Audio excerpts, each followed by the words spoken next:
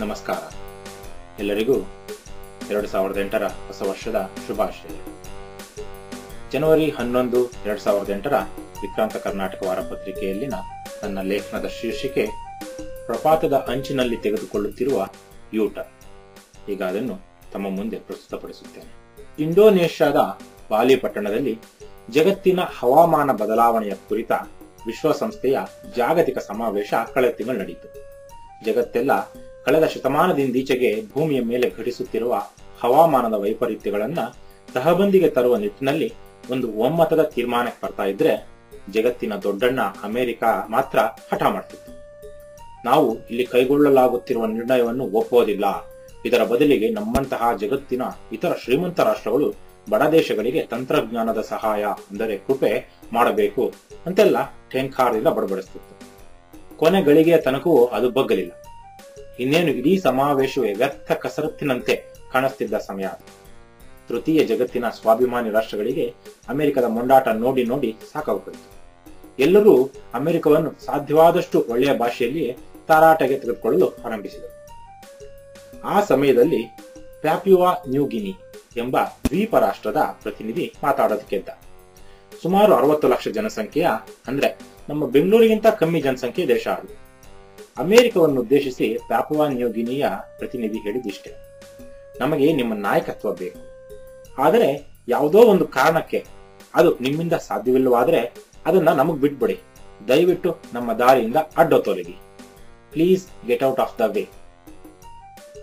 ಒಂದು ಸ್ವಾಭಿಮಾನಿ ದೇಶ, ಅದು ಎಷ್ಟೇ ಸಣ್ಣದಾಗಿದ್ರು, ಎಷ್ಟೇ ಬಡವಾಗಿದ್ರು, ಪ್ರಾಮಾಣಿಕವಾದ, ನ್ಯಾಯಯುತವಾದ, ನೈತಿಕ ಧರ್ಮದಿಂದ ಕೂಡಿದ ಮಾತನ್ನು ಆಡಿದರೆ ಎಷ್ಟೇ ಬಲಿಷ್ಠ ರಾಷ್ಟ್ರವು ತನ್ನ ಅಹಮ್ಮಿನ ಬಗ್ಗೆ ನಾಚಿಕೆ ಪಡಲೇಬೇಕು. ಬಾಲಿಯಲ್ಲೂ ಅದೇ ಆಯಿತು. ಪ್ಯಾಪುವಾ ನ್ಯೂ ಗಿನಿಯ ನೈತಿಕ ಪೆಟ್ಟಿಗೆ ತಲೆಬಾಗಿದ ಅಮೆರಿಕ ನಂತರ ಸಮಾವೇಶದ ನಿರ್ಣಯಗಳಿಗೆ ಅಡ್ಡ ಮಾಡಲಿಲ್ಲ. ಹೌದು, ಹೊಟ್ಟೆಪಾಡಿನ ಚಿಂತೆಯೇ ದೊಡ್ಡ ಚಿಂತೆ ಆಗಿರುವ ತೃತೀಯ ಜಗತ್ತಿನ ರಾಷ್ಟ್ರಗಳೆಲ್ಲ ಇವತ್ತು ಭವಿಷ್ಯದ ಬಗ್ಗೆ ಚಿಂತಾಕ್ರಾಂತರಾಗಿದ್ದಾರೆ. ಇದು ಬಡತನದ ಬಗ್ಗೆ ಅಲ್ಲ, ಯುದ್ಧದ ಬಗ್ಗೆ ಅಲ್ಲ, ಭಯೋತ್ಪಾದನ ಬಗ್ಗೆನೂ ಅಲ್ಲ, ಬದಲಿಗೆ ಇಡೀ ಜೀವ ಸಂಕುಲದ ಅಳಿವು ಉಳಿವಿನ ಬಗ್ಗೆ. ಭೂತಾಪಮಾನ ಹಿಂದೆಂದೂ ಏರಿರದ ರೀತಿಯಲ್ಲಿ ಏರುತ್ತಿರುವಂತಹ ಆರ್ಥಿಕ ಅಭಿವೃದ್ಧಿಯಲ್ಲಿ ತೊಡಗಿರುವ ಮನುಷ್ಯ ಕೊನೆಗೆ ತನ್ನ ಸಂತತಿಯನ್ನೇ ನಾಶ ಮಾಡಿಕೊಳ್ಳುವ ಭೂಮಿಯನ್ನು ಐಸ್ನೇನ್ಯತ್ತ ರಭಸವಾಗಿ ತಳ್ಳುತ್ತಿರುವುದರ ಬಗ್ಗೆ. ಇವತ್ತು ಭೂತಾಪಮಾನ ಏರುತ್ತಿರೋದು ಮುಖ್ಯವಾಗಿ ಕಲ್ಲಿದ್ದಲು ಬಳಸಿ ವಿದ್ಯುತ್ ಉತ್ಪಾದಿಸುತ್ತಿರುವ ಘಟಕಗಳಿಂದ, ಹೊಗೆ ಮತ್ತು ಬೆಂಕಿಯನ್ನು ನುಗ್ಗುವ ಕೈಗಾರಿಕೆಗಳಿಂದ, ಪೆಟ್ರೋಲ್ ಡೀಸೆಲ್ ನಿಂದ ಓಡುವ ವಾಹನಗಳಿಂದ, ಮಲೇಷ್ಯಾ, ಇಂಡೋನೇಷ್ಯಾದಂತಹ ರಾಷ್ಟ್ರಗಳಲ್ಲಿ ಕೃಷಿ ಭೂಮಿಗಾಗಿ ಕಾಡು ಕಡಿದು ಬೆಂಕಿ ಇಡುತ್ತಿರುವುದರಿಂದ ಅದನ್ನ ಸ್ಲಾಶ್ ಅಂಡ್ ಬರ್ನ್ ಅಗ್ರಿಕಲ್ಚರ್ ಅಂತಾರೆ. ಭೂಮಿಯ ಮೇಲಿನ ಜೀವ ಸಂತತಿ ಅಳಿದು ಹೋಗದಂತೆ ಮುಂಜಾಗರೂಕತೆ ವಹಿಸುವ ಕೆಲಸ ಈಗ ಶ್ರೀಮಂತ ರಾಷ್ಟ್ರಗಳಿಗಷ್ಟೇ ಸೇರಿದ ಜವಾಬ್ದಾರಿಯಾಗಿರದೆ ಭಾರತದಂತಹ ತೃತೀಯ ಜಗತ್ತಿನ ದೇಶಗಳಿಗೂ ಸೇರಿದೆ. ಈಗ ವಾರ್ಷಿಕ 1,38,000 ಮೆಗಾವ್ಯಾಟ್ ವಿದ್ಯುತ್ ಅನ್ನು ನಮ್ಮ ದೇಶ ಉತ್ಪಾದಿಸುತ್ತಿದೆ. ಇದರಲ್ಲಿ ಪರಿಸರಕ್ಕೆ, ವಿಶೇಷವಾಗಿ ತಾಪಮಾನಕ್ಕೆ ತೊಂದರೆಯಾಗದಂತಹ ಸ್ವಚ್ಛ ವಿದ್ಯುತ್ ಉತ್ಪಾದನೆಗೆ ಹೆಸರಾದ ಜಲ ವಿದ್ಯುತ್ನ ಪಾಲು ಕೇವಲ 25% ಮಾತ್ರ ಆಗಿದ್ದರೆ, ಪರಿಸರ ಹಾನಿಗೆ ಅಪಾರವೆನಿಸುವಷ್ಟು ಕೆಟ್ಟ ಕೊಡುಗೆ ಕೊಡುವ ಕಲ್ಲಿದ್ದಲು ಮತ್ತಿತರ ತೈಲ ಮೂಲದ ಉಷ್ಣ ವಿದ್ಯುತ್ ಸ್ಥಾವರಗಳ ಕೊಡುಗೆ 65%ರಷ್ಟಿದೆ. ಈ ಕಾಲದ ಕೈಗಾರಿಕೆ, ಸೇವಾ ವಲಯ, ಐಟಿ, ಪ್ರವಾಸ ಮುಂತಾದ ಆಧುನಿಕ ಉದ್ಯಮವಾಧಾರಿತ ಆರ್ಥಿಕ ಪ್ರಗತಿಯಲ್ಲಿ ದಾಪುಗಾಲಿಡುತ್ತಿರುವ ಭಾರತಕ್ಕೆ ಇದೇ ವೇಗವನ್ನು ಕಾಪಾಡಿಕೊಳ್ಳಬೇಕಾದರೆ ಇನ್ನು 5 ವರ್ಷದಲ್ಲಿ 73,000 ಮೆಗಾವ್ಯಾಟ್ಗಷ್ಟು ಹೆಚ್ಚಿನ ಹೊಸ ವಿದ್ಯುತ್ ಶಕ್ತಿಯನ್ನು ಉತ್ಪಾದಿಸಬೇಕಾಗಿದೆಯಂತೆ. ಈ ನಿಟ್ಟಿನಲ್ಲಿ ಕಳೆದ ವರ್ಷ ಅಂದರೆ 2007ರಲ್ಲಿ ಸುಮಾರು 21,000 ಮೆಗಾವ್ಯಾಟ್ ಉತ್ಪಾದಿಸಬಲ್ಲ ಯೋಜನೆಗಳನ್ನು ಕೈಗೆತ್ತಿಕೊಳ್ಳಲಾಗಿದೆಯಂತೆ. ಇದರಲ್ಲಿ ಕಲ್ಲಿದ್ದಲು ಅಥವಾ ನೈಸರ್ಗಿಕ ಅನಿಲ ಬಳಸಿ ತಯಾರಿಸುವ ಉಷ್ಣ ವಿದ್ಯುತ್ ಘಟಕಗಳ ಪಾಲು 82%ರಷ್ಟಿದೆ. ಇಂತಹ ತಕ್ಷಣದ ಬೇಡಿಕೆ ಹುಟ್ಟುವಂತಹ ಸಮಯದಲ್ಲಿ ಎಲ್ಲಕ್ಕಿಂತ ಬೇಗ ಉತ್ಪಾದನೆ ಆರಂಭಿಸಬಲ್ಲ ಘಟಕಗಳೆಂದರೆ ಉಷ್ಣ ವಿದ್ಯುತ್ ಘಟಕಗಳು. ಇವುಗಳಿಗೆ ನದಿ ಅಳೆಯಬೇಕಾಗಿಲ್ಲ, ಜಮೀನು ಸ್ವಾಧೀನಪಡಿಸಿಕೊಳ್ಳಬೇಕಾಗಿಲ್ಲ, ಡ್ಯಾಂ ಕಟ್ಟಬೇಕಾಗಿಲ್ಲ, ಪರಿಸರ ಇಲಾಖೆಯ ಕಳ್ಳ ಅನುಮತಿಯೂ ಕಷ್ಟವಲ್ಲ, ಸಿಕ್ಕಾಪಟ್ಟೆ ನೀರು ಬೇಕಾಗಿಲ್ಲ.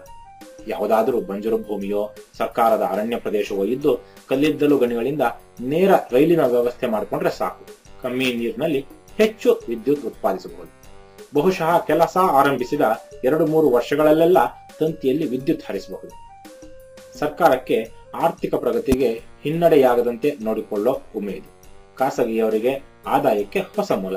ಕೃಷಿಕರಿಗೆ ಉಚಿತ ವಿದ್ಯುತ್ ಇಲ್ಲವೇ ಸಬ್ಸಿಡಿ ವಿದ್ಯುತ್. ವ್ಯಾಪಾರಿಗಳಿಗೆ, ಉದ್ಯಮಿಗಳಿಗೆ ತಡೆಯಿರದ ವಿದ್ಯುತ್. ಎಲ್ಲರಿಗೂ ತೃಪ್ತಿ. ಪರಿಸರದ ಪ್ರಶ್ನೆ ಆಮೇಲೆ. ಪರಿಸರಕ್ಕೆ ಹೆಚ್ಚಿನ ಹಾನಿ ಮಾಡದ ಜಲವಿದ್ಯುತ್ ಘಟಕಗಳು ಸುಲಭವಾಗಿ ವಿಸ್ತರಿಸಬಲ್ಲ ಅಥವಾ ಆರಂಭಿಸಬಲ್ಲ ಯೋಜನೆಗಳಲ್ಲ. ಆದರೆ ವಿಸ್ತರಿಸುವುದಕ್ಕೆ ಅಂದ್ರೆ ಸ್ಕೇಲಬಲ್, ವಿಸ್ತರಿಸುವುದಕ್ಕೆ ಸುಲಭವಾದ ಉಷ್ಣ ವಿದ್ಯುತ್ ಘಟಕಗಳು ಪರಿಸರಕ್ಕೆ, ಜಾಗತಿಕ ತಾಪಮಾನಕ್ಕೆ ಒಳ್ಳೆಯದಲ್ಲ. ಹೋಗ್ಲಿ, ಒಳ್ಳೆಯ ಮಳೆ ಆಗಿ ಅಣೆಕಟ್ಟುಗಳು ತುಂಬಿದಾಗ ಹೆಚ್ಚೆಚ್ಚು ವಿದ್ಯುತ್ ಉತ್ಪಾದಿಸಿ ಅದನ್ನು ಶೇಖರಿಸಿ ಇಟ್ಟುಕೊಳ್ಳೋಣ ಅಂದ್ರೆ ಅದು ಅಷ್ಟು ಸುಲಭ ಅಲ್ಲ. ತತ್ಕ್ಷಣದ ಅಗತ್ಯದಷ್ಟು ವಿದ್ಯುತ್ ಉತ್ಪಾದಿಸಬೇಕೇ ಹೊರತು ಉತ್ಪಾದಿಸಿದ್ದೆಲ್ಲ ಉಪಯೋಗಿಸಬಹುದು ಅಂತಿಲ್ಲ. ಇನ್ನು ವಿದ್ಯುತ್ನ ಬೇಡಿಕೆ ಕೇವಲ ಭಾರತದ ಸಮಸ್ಯೆಯಷ್ಟೇ ಅಲ್ಲ, ಪ್ರಪಂಚದ ಬಹುಪಾಲು ದೇಶಗಳದ್ದೂ ಹೌದು. ಅದರಲ್ಲೂ ವಿಶ್ವದ ಅತಿ ಹೆಚ್ಚು ಜನರನ್ನು ಹೊಂದಿರುವ ಚೀನಾಕ್ಕೂ ಇದು ಸಮಸ್ಯೆಯೇ. ಅಲ್ಲೂ ಇದೇ ಕತೆ. ಅಮೆರಿಕದಲ್ಲೂ ಇದೇ ಕತೆ. ಹೀಗಾಗಿಯೇ ಇತ್ತೀಚೆಗೆ ಅನೇಕ ದೇಶಗಳಲ್ಲಿನ, ವಿಶೇಷವಾಗಿ ಅಮೆರಿಕದಂತಹ ಮುಂದುವರಿದ ದೇಶಗಳಲ್ಲಿನ ಉದ್ಯಮಿಗಳು ಮತ್ತು ವಿಜ್ಞಾನಿಗಳು ಪರಿಸರಕ್ಕೆ ಹೆಚ್ಚು ಹಾನಿಯಾಗದಂತಹ ಪರ್ಯಾಯ ವಿದ್ಯುತ್ ಮೂಲಗಳನ್ನು ಹುಡುಕ್ತಿದ್ದಾರೆ. ಇದರಲ್ಲಿ ಪರಿಸರ ಕಾಳಜಿಗಿಂತ ಸಮಸ್ಯೆಯನ್ನು ಲಾಭಕ್ಕೆ ತಿರುಗಿಸಿಕೊಳ್ಳುವ ಉದ್ಯಮಿಗಳ ಸಂಖ್ಯೆ ಹೆಚ್ಚಿದ್ದರೂ ಕೆಲವು ಜನ ಪ್ರಾಮಾಣಿಕವಾಗಿಯೇ ಇದಕ್ಕೆ ಸ್ಪಂದಿಸುತ್ತಿದ್ದಾರೆ. ಕೆಲವು ಸರ್ಕಾರಗಳು ತಾಪಮಾನದ ವೈಪರೀತ್ಯಕ್ಕೆ ಮೂಲ ಕಾರಣವಾದ ಗ್ರೀನ್ ಹೌಸ್ ಗ್ಯಾಸಸ್ನ ಹೊರಚೆಲ್ಲುವಿಕೆಯನ್ನು ತಹಬಂದಿಗೆ ತರುವಂತಹ ಕಾನೂನುಗಳನ್ನು ಬಿಗಿಗೊಳಿಸುತ್ತಿವೆ. ಸೌರ ವಿದ್ಯುತ್ಗೆ, ವಿಂಡ್ ಪವರ್ ಜನರೇಷನ್ಗೆ ಸಬ್ಸಿಡಿಗಳನ್ನು ಹೆಚ್ಚಿಸಿ ಪ್ರೋತ್ಸಾಹಿಸುತ್ತಿವೆ. ಕಳೆದ 1-2 ವರ್ಷಗಳಿಂದಂತೂ ಪಾಶ್ಚಾತ್ಯ ವಿಜ್ಞಾನ ಜಗತ್ತು ಪರಿಸರ ಸ್ನೇಹಿ ಹಸಿರು ತಂತ್ರಜ್ಞಾನದ ಅನ್ವೇಷಣೆಯಲ್ಲಿ, ಅಂದರೆ ಗ್ರೀನ್ ಟೆಕ್ ಅನ್ವೇಷಣೆಯಲ್ಲಿ ತೊಡಗಿಸಿಕೊಂಡು ಬಿಟ್ಟಿವೆ. ಅಮೆರಿಕದ ಮಾಜಿ ಉಪಾಧ್ಯಕ್ಷ ಆಲ್ ಗೋರ್ ನಂತಹವರು ಕನಿಷ್ಠ ಈಗಲಾದರೂ ಮನುಷ್ಯ ಎಚ್ಚೆತ್ತು ವಿನಾಶದಂಚಿನಿಂದ ಯೂ-ಟರ್ನ್ ತೆಗೆದುಕೊಳ್ಳಲು ಪ್ರೇರೇಪಿಸುತ್ತಿದ್ದಾರೆ. ಇಲ್ಲಿ ಒಂದಂತೂ ನಿಜ, ಅಮೆರಿಕದಂತಹ ರಾಷ್ಟ್ರಗಳಲ್ಲಿನ ವಿಜ್ಞಾನಿಗಳು ಕಂಡು ಹಿಡಿಯುವ ತಂತ್ರಜ್ಞಾನವೇ ಬೇರೆ ದೇಶಗಳಿಗೂ ಹರಡದು. ಭಾರತವೂ ಸೇರಿದಂತೆ ವಿಶ್ವದ ಇತರ ಅಭಿವೃದ್ಧಿಶೀಲ ರಾಷ್ಟ್ರಗಳಿಗೂ ಅಮೆರಿಕದಿಂದ ಸೋರಿದ ಏಂಜಲು, ಎರವಲು ತಂತ್ರಜ್ಞಾನವೇ ಆಪತ್ತಿಗೆ ಆಗೋದು. ಇದ್ಯಾಕೆ? ವಿಶೇಷವಾಗಿ ಅಪಾರ ಸಂಖ್ಯೆಯ ಪದವೀಧರರನ್ನು ಉತ್ಪಾದಿಸುವ ಭಾರತಕ್ಕೆ ಯಾಕೆ ಇಂತಹದ್ದು ಸಾಧ್ಯವಾಗುವುದಿಲ್ಲ? ಇವತ್ತು ಸಂಬಳದ ದೃಷ್ಟಿಯಿಂದ ಪ್ರತಿಭಾವಂತರನ್ನು ಆಕರ್ಷಿಸಬಲ್ಲ ತಾಕತ್ತಿರುವ ಭಾರತದ ಯಾವೊಂದು ಖಾಸಗಿ ಉದ್ದಿಮೆ ಸಂಸ್ಥೆಯು ವಿಜ್ಞಾನದ R&Dಯಲ್ಲಿ ತೊಡಗಿಕೊಂಡಂತೆ ಕಾಣಿಸುವುದಿಲ್ಲ. ಇನ್ನು ಕೇಂದ್ರ ಸರ್ಕಾರದ ಸಂಸ್ಥೆಗಳಲ್ಲಿನ ವೈಜ್ಞಾನಿಕ ಪ್ರಯೋಗಗಳು ಹೆಚ್ಚಿನ ಮಟ್ಟದ ಯಶಸ್ಸು ಕಂಡಂತೆ ಕಾಣಿಸುವುದಿಲ್ಲ. ಎಲ್ಲರೂ ರಿವರ್ಸ್ ಇಂಜಿನಿಯರಿಂಗ್ಗೆ ತೃಪ್ತರಾದಂತೆ ಕಾಣಿಸುತ್ತಿದೆ. ಇನ್ನು ಇಂತಹ ವಿಷಯಗಳಲ್ಲಿ ಭಾರತದ ಯಾವೊಂದು ರಾಜ್ಯ ಸರ್ಕಾರವೂ ಜವಾಬ್ದಾರಿಯನ್ನೇ ತೆಗೆದುಕೊಂಡಂತೆ ಕಾಣಿಸುತ್ತಿಲ್ಲ. ನಮ್ಮ ಕರ್ನಾಟಕ ಸರ್ಕಾರದ ಉದಾಹರಣೆಯನ್ನೇ ತೆಗೆದುಕೊಂಡ್ರೆ, ವೈಜ್ಞಾನಿಕ ಮನೋಭಾವ ಇಲ್ಲದ ಮೂಢ ವಾಮಾಚಾರ ಪ್ರೇಮಿಗಳೇ ವಿಜ್ಞಾನ ಮತ್ತು ತಂತ್ರಜ್ಞಾನ ಇಲಾಖೆಯ ಸಚಿವರು. ಸರ್ಕಾರಿ ಇಲಾಖೆಗಳನ್ನು ಕಂಪ್ಯೂಟರೀಕರಣ ಮಾಡುವುದನ್ನೇ ವಿಜ್ಞಾನದ ಅಭಿವೃದ್ಧಿ ಎಂದುಕೊಳ್ಳುವ ಮುಟ್ಟಾಳ ಜನ ಇವರು. ರಾಜ್ಯ ಸರ್ಕಾರದ್ದೇ ಆದ ಒಂದು ಸಂಶೋಧನೆ ಮತ್ತು ಅಭಿವೃದ್ಧಿ ಸಂಸ್ಥೆಯಾಗಲಿ, ಕೊನೆಗೆ ವಿಶ್ವವಿದ್ಯಾನಿಲಯಗಳಲ್ಲಿನ ವೈಜ್ಞಾನಿಕ ಪ್ರಯೋಗಗಳನ್ನು ಗಮನಿಸಿ ಪ್ರೋತ್ಸಾಹಿಸುವಂತಹ ವ್ಯವಸ್ಥೆಯಾಗಲಿ ಇದ್ದಂತಿಲ್ಲ. ರಾಜ್ಯಗಳು ಕೇಂದ್ರ ಸರ್ಕಾರದ ಕೃಪೆಯಲ್ಲಿ, ಕೇಂದ್ರ ವಿದೇಶಗಳ ಕೃಪೆಯಲ್ಲಿ ಸ್ವಾವಲಂಬಿಯಾದ ವ್ಯವಸ್ಥೆಯನ್ನು ಕಟ್ಟಿಕೊಳ್ಳುವ ಸ್ವಾಭಿಮಾನಿ ಯೋಚನೆಯೇ ನಮ್ಮ ರಾಜ್ಯಗಳನ್ನಾಳುವ ಅಯೋಗ್ಯರಿಗೆ ಇಲ್ಲ. ಫೋರ್ಡ್ ಮತ್ತು ಜನರಲ್ ಮೋಟಾರ್ಸ್ ಕಂಪನಿಗಳು ಕಳೆದ ಶತಮಾನದ ಆದಿಭಾಗದಲ್ಲಿ ದೊಡ್ಡ ಮಟ್ಟದಲ್ಲಿ ಕಾರುಗಳನ್ನು ತಯಾರಿಸಲು ಆರಂಭಿಸಿದ ಅಮೆರಿಕದ ಕಂಪನಿಗಳು. ಕ್ರಮೇಣ ಇವು ವಿಶ್ವದ 2 ಅತಿದೊಡ್ಡ ಆಟೋಮೊಬೈಲ್ ಕಂಪನಿಗಳಾಗಿದ್ದೇ ಅಲ್ಲದೆ ವಿಶ್ವದಾದ್ಯಂತ ಲಕ್ಷಾಂತರ ಜನರಿಗೆ ಉದ್ಯೋಗ ನೀಡಿದ ಬಲಿಷ್ಠ ಬಹುರಾಷ್ಟ್ರೀಯ ಕಂಪನಿಗಳು ಆಗಿದ್ದವು. ಆದರೆ ಈ ಎರಡೂ ಕಂಪನಿಗಳು ಕಳೆದ 1-2 ದಶಕಗಳಲ್ಲಿ ಹೊಸ ಶೋಧನೆ ಮಾಡದೆ ಸ್ವಲ್ಪ ಮೈಮರೆತು. ಅಮೆರಿಕದಲ್ಲಿ ಕಮ್ಮಿ ಬೆಲೆಗೆ ಸಿಗುವ ಪೆಟ್ರೋಲ್ನಿಂದಾಗಿ ಮೈಲೇಜ್ ಬಗ್ಗೆ ಹೆಚ್ಚಿಗೆ ಯೋಚನೆ ಮಾಡದೆ ಸುಮ್ಮನೆ ಪವರ್ಫುಲ್ ಇಂಜಿನ್ಗಳನ್ನು ತಯಾರಿಸುತ್ತಾ ಬೀಗ್ತಾ ಇತ್ತು. ಇದೇ ಸಮಯದಲ್ಲಿ ಜಪಾನಿನ ಟೊಯೋಟಾ ಮತ್ತು ಹೋಂಡಾ ಕಂಪನಿಗಳು ಒಳ್ಳೆ ಬಾಳಿಕೆ ಬರುವ, ಹೆಚ್ಚು ಮೈಲೇಜೂ ಕೊಡುವ ಗಾಡಿಗಳತ್ತ ದೃಷ್ಟಿ ಹರಿಸಿದವು. ಕಳೆದ 3-4 ವರ್ಷಗಳಲ್ಲಿ ವಿಪರೀತ ಏರಿದ ಕಚ್ಚಾ ತೈಲದ ಬೆಲೆಯಿಂದಾಗಿ ಮತ್ತು ಪರಿಸರ ಪ್ರಜ್ಞೆಯ ಗ್ರಾಹಕರಿಂದಾಗಿ GM ಮತ್ತು ಫೋರ್ಡ್ಗಳ ಮಾರಾಟ ಇಳಿದು ಹೋಗಿ ಇವತ್ತು ಅವೆರಡು ವಿಪರೀತ ನಷ್ಟದಲ್ಲಿ ಅಳಿವು ಉಳಿವಿನ ಹೋರಾಟದಲ್ಲಿ ಸಿಕ್ಕಾಕೊಂಡಿವೆ. ಫೋರ್ಡ್ ಅಂತೂ ಜಾಗತಿಕ ಆಟೋಮೊಬೈಲ್ ಪ್ರಪಂಚದಲ್ಲಿ 2ನೇ ಸ್ಥಾನದಿಂದ 3ನೇ ಸ್ಥಾನಕ್ಕೆ ಶಾಶ್ವತವಾಗಿ ಹೋಗ್ಬಿಟ್ಟಿದೆ. ಈಗ GM ಅನ್ನು ಹಿಂದಿಕ್ಕಿ ಮೊದಲ ಸ್ಥಾನಕ್ಕೆ ಹೋಗಲು ಟೊಯೋಟಾ ಕೆಲವೇ ತಿಂಗಳುಗಳ ದೂರದಲ್ಲಿದೆ. ಟೊಯೋಟಾದವರು ಅಭಿವೃದ್ಧಿಪಡಿಸಿದ ಹೈಬ್ರಿಡ್ ಎಲೆಕ್ಟ್ರಿಕ್ ಕಾರ್ ಪ್ರಿಯಸ್ ಉತ್ತಮ ಮೈಲೇಜ್ ಕೊಡುವುದರ ಜೊತೆಗೆ ಪರಿಸರ ಸ್ನೇಹಿಯೂ ಹೌದು.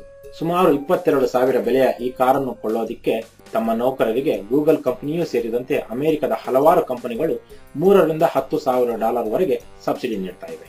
ಈ ಕಾರಿನ ಇಂತಹ ಅಭೂತಪೂರ್ವ ಯಶಸ್ಸು ಜಾಗತಿಕವಾಗಿ ಮೋಟಾರು ವಾಹನಗಳ ಮೈಲೇಜ್ ಉತ್ತಮಗೊಳ್ಳೋದಿಕ್ಕೆ ಪ್ರೇರೇಪಿಸುತ್ತಿದೆಯಷ್ಟೇ ಅಲ್ಲದೆ ಅದರಿಂದ ಪರೋಕ್ಷವಾಗಿ ಗ್ರೀನ್ ಹೌಸ್ ಗ್ಯಾಸ್ನ ನಿಯಂತ್ರಣಕ್ಕೂ ಹೊಸ ಸಂಶೋಧನೆಗಳಿಗೂ ಪ್ರೇರಕವಾಗಿದೆ. ನಮಸ್ಕಾರ.